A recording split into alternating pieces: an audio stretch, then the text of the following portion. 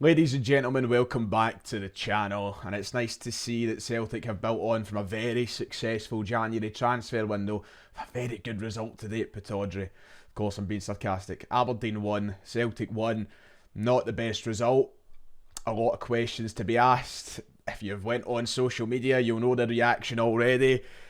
I don't want to do it, but let's talk about that.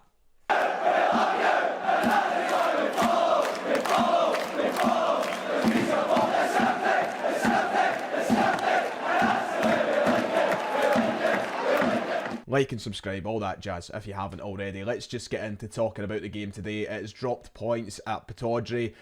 It has continued the streak of opening this door for Rangers to come back into a title race. We're well and truly in it now. And to be honest, when you watch Celtic play and you see the performance today and last week, you've got to admit we don't look like a title-winning side. We don't look like a side that's ready to challenge for a league title, and there's a lot of problems right now at the club. I said this in the past few videos leading up to the end of the transfer window. We are kind of building towards an implosion in a moment where everything can go tits up for us and we hand Rangers a league title. I said the words that we were results away from giving Rangers or opening the door for Rangers to this league title. And that's what we've done today. Straight after the mess that was the January transfer window, we knew exactly what we had to do. And there's no point in just banging this drum and using it as the excuse. Celtic weren't good enough today. We have a squad that should be beating Aberdeen. We have a team that's better than Aberdeen. They were 8th in the table going into this game. We should be beating them, no matter if it's Pittodrie or Celtic Park. Realistically, we should be winning these games. But you know, we went out there today and we've played in a manner which doesn't install any confidence, where we don't look at the side seeing the quality that's a league-winning team. And that's what they were meant to address in January. That's ultimately what Brendan Rodgers begged for, and it's not what we've went for. We didn't sign enough quality. And you know what, we'll come on to the two new signings in a moment, because I actually want to give them some praise and some positives about their game. But in general, we haven't improved this side. And I don't know if that wee run of form before the winter break was enough for the Celtic board to go, we're still better than Rangers, we can still win this league title. But we all knew as supporters that we're not. And these drop points today are going to come back to bite us. We could have lost that game today. Some will argue we should have lost that game today. We are maybe lucky to leave Pittodrie with a point this afternoon. Joe Hart made a couple of massive saves. We were lucky with offside decisions. We could have lost. And if we did lose, we'd be talking a completely different manner. Rangers can now go level in points with us. Crazy. We were 8 clear at a point. We've squandered it. And people will keep using that same excuse. I know there's a lot of people out there who go, don't worry, these games happen. You need to be able to handle it. You've not got the minerals for it, etc. We've beat them twice. We're still the better team. It doesn't matter. We can beat them 4 times this season if we really, really want to. We can beat them 4 times this season. But over the course of 38, it's not going to matter if we can't beat Aberdeen, if we can't beat Motherwell, if we can't beat Hearts, if we struggle to beat Ross County. Those 4 results against Rangers will be rendered useless. So I'm not up for hearing all of that. We're still better than them. If we still win the league title, which I hope we do, I'll be delighted. But we ain't making it easy. And right now, as I sit in this chair, I don't think I'd hedge my bets on it. Let's try and talk about the game itself, and then we'll maybe talk about the bigger picture afterwards. Was it good enough?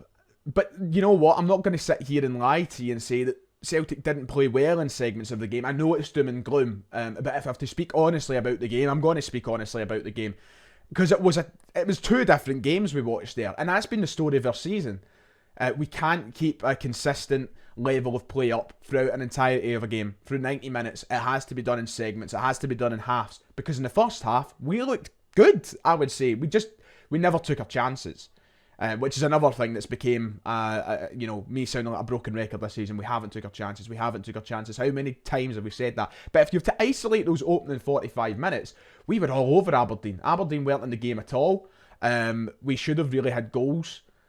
And we were looking, I was going into half-time thinking, we'll win today. We're looking good. But those chances come back to bite you. We hit the bar twice. We squandered a couple of opportunities. We just weren't good enough in the first half, in that final third. Even though we had total domination, possession-wise, creating these chances, in the final third, we are still lacking something. Kyogo isn't scoring goals. That's been huge. You look at the difference between the last 2 seasons when Kyogo's been in the side scoring goals. He wins you games. This season, he's not doing that. And that's became a big problem. And a big part of it is he's just simply not been good enough. Because service, you could argue, was there at points in the first half for us today. We just never took chances. The one that's really annoying is that Bernardo one right towards the end of the half when the ball kind of comes to him from Roos's loose punch away, and it falls for Bernardo. And I get that he's took a touch that maybe means that he needs to go for the finish. He tried, but I think he just tried to be more flashy than anything. He should have stuck his laces through it. He should have hit it low and hard. Nobody would have got to it. Instead, he hangs it in the air. He tries to lob the keeper, and it hits the bar. And that's a huge opportunity gone begging. That was kind of the summary of what we've seen in that first half. Total domination, coming close, but not close enough. But I did go into that half-time whistle thinking, we've been good here. I actually thought, and I've seen people on Twitter or social media, in hindsight, they were right to be annoyed. They were right to say we were bad because it came back to bite us. But I was thinking to myself, people are exaggerating. People are going too far into it here because we've been good. And if we keep playing like that, we will win the game. The problem is, we didn't keep playing like that. And we haven't won the game. It was night and day stuff. Second half, we were really, really poor. Really poor. Celtic just looked lost in that first 20 minutes of the second half. Aberdeen were the much better team. They came out with a bit of aggression. They were ruthless in what they were trying to do, and they reaped the rewards of that when they found their goal. How we allowed ourselves to give away a goal like that is beyond annoying, because it's one of those lapse of concentration moments. I think Bernabei plays a terrible pass, and then we're left punished because we only have one man back, and that's Mike Nawrowski. Liam Scales is pulling a tractor trying to get back in time.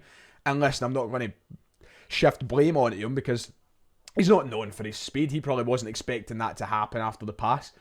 But it's Miofsky one-on-one, and Miofsky clearly wins it, and that opens up a bag of worms, doesn't it? People now saying, that's why we should have signed Miofsky, that's why we should have him. Listen, he scored more today than Kyogo did, so I'm not going to be able to sit here and say that we shouldn't have signed him. He's put it in the back. It's a brilliant finish. Joe Hart has absolutely no chance, and we're left rocking, and for the following kind of 5 minutes after that, we were rocking.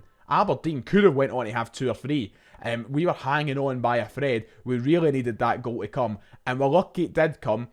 And the reason it did, I think, is because the substitutions at the time helped change the game. If you have to take any positives out of today's game, and this could be the only one, is at least the substitutes looked good. It looked as though they had an impact. The new signings, Adam Ida and Nicholas Kuhn. Now, I know that Tony Ralston came on at the same time. Leave him out for a second.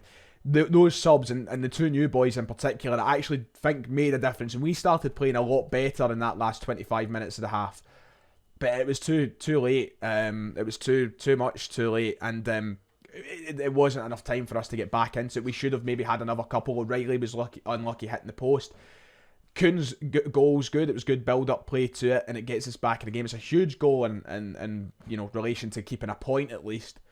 But those 2 did actually, I think, make an impact. I thought Ida looked good in a couple of moments that he kind of had a touch. Never really had an opportunity on goal, but I thought he was good at bringing the ball down, bringing people into play. Kuhn, I thought, was decent at that, but it was just too late. So if you could take the positives from it, like I can, then good, you'll be happy with that. But overall, it doesn't overshadow the weight of disappointment there is in dropping more points today at Pittodrie.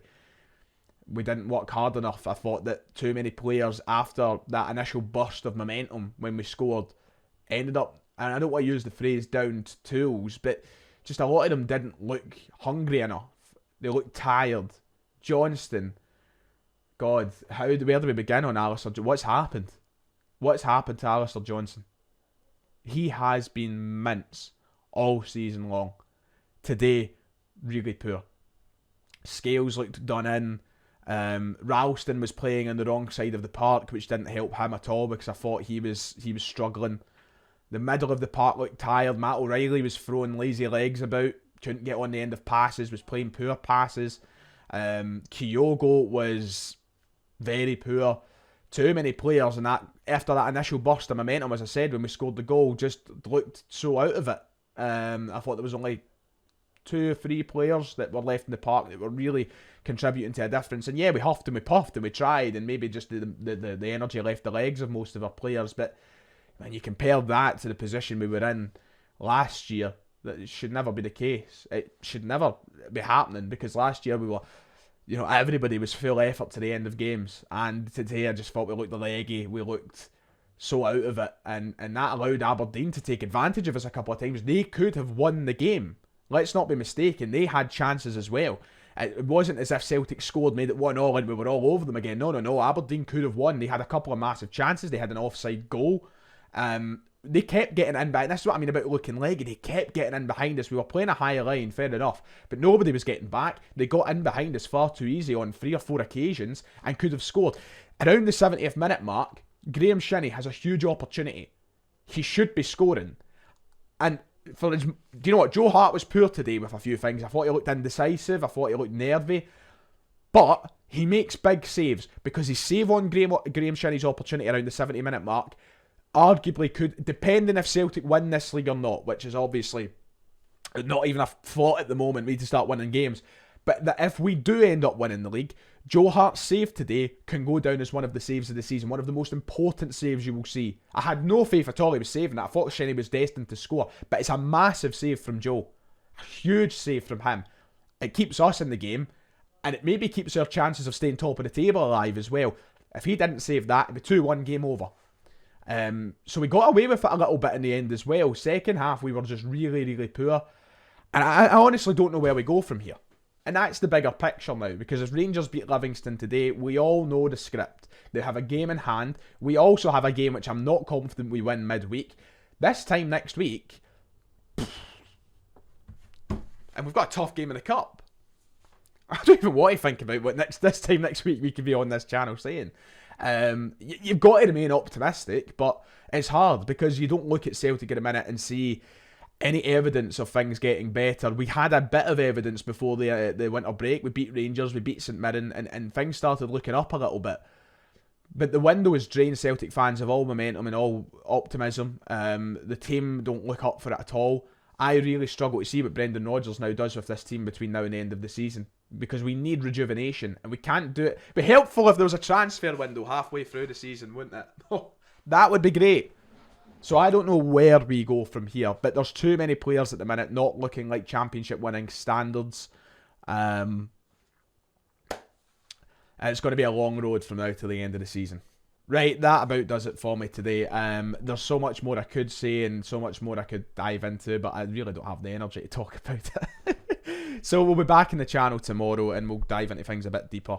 Until then, please make sure to hit like and subscribe. Let me know your thoughts in the comments, and I'll see you all next time.